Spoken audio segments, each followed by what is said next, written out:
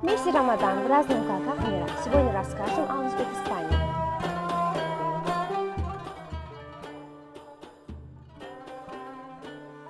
Добро пожаловать, Мулиса. Yaxshimisiz? Yaxshiman, rahmat. Siz yaxshimisiz? Yaxshi, rahmat. Мулиса, как проходит месяц Рамадан в Узбекистане? O'zbeklarda Ramazon katta quvonch va ko'tarinki kayfiyat bilan kutib olinadi.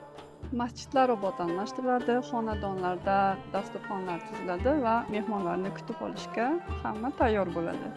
Ramazondan bir kun oldin Arafa kuni bilamiz hammamiz. Arafa kuni butun insonlar o'zbek palov pishirishadi va qo'shnilarga tarqatishadi.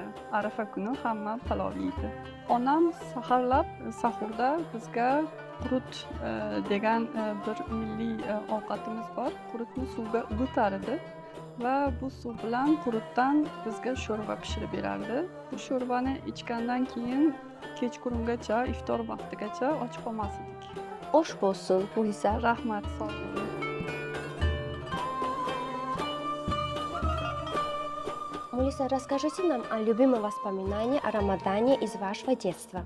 Ramazonda iftor tayyorlash uchun o'zbeklar qarindoshlari bilan ko'pincha bir oraga keladi, xonadonda to'planishadi va har turli oziq-ovqatlar pishirishadi.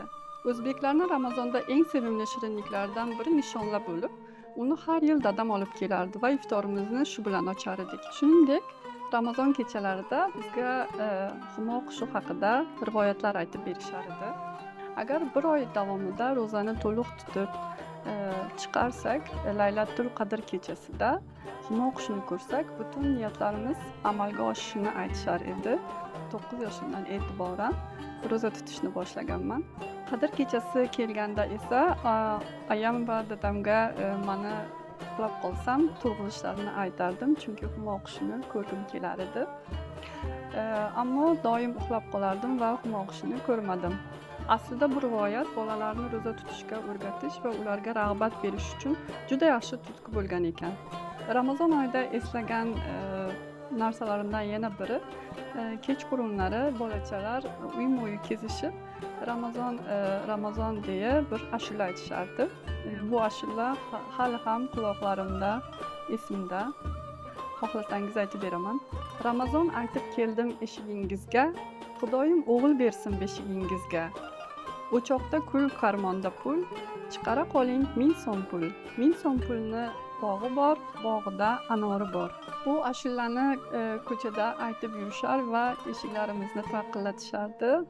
Ota-onamiz ularga pul berardi, shirinlik berardi va bolachalar xursand bo'lib qaytib ketishardi. Очень приятная культура, Мулиса.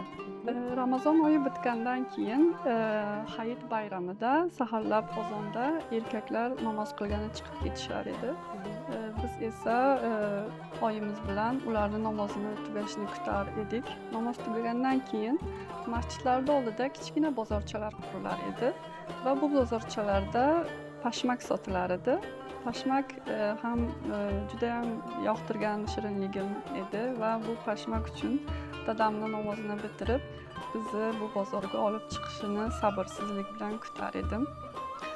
Undan sonra oilamiz bilan birlikda qabriston ziyoratiga borar edik va bu qabriston ziyoratida o'tganlarning ruhlariga duolar o'qib u yerda biroz vaqt o'tkazar edik.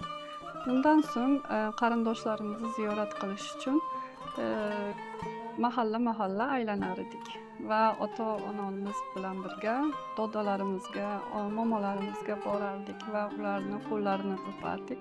Ular da bizga pul berishardi va biz juda ham xursand bo'lardik. Что вы хотели бы сказать мусульманам? Barcha musulmon va turkiy xalqlarimizni Ramazon ayyomi bilan tabriklayman. Avvalambor hammamizga tinchlik, sog'lik, xotirjamlik tilab qolaman. Rahmat, Мулиса. Большое спасибо. Arzimaydi. Большое спасибо. Пусть этот месяц Рамадан станет поводом для единства всей исламской уммы.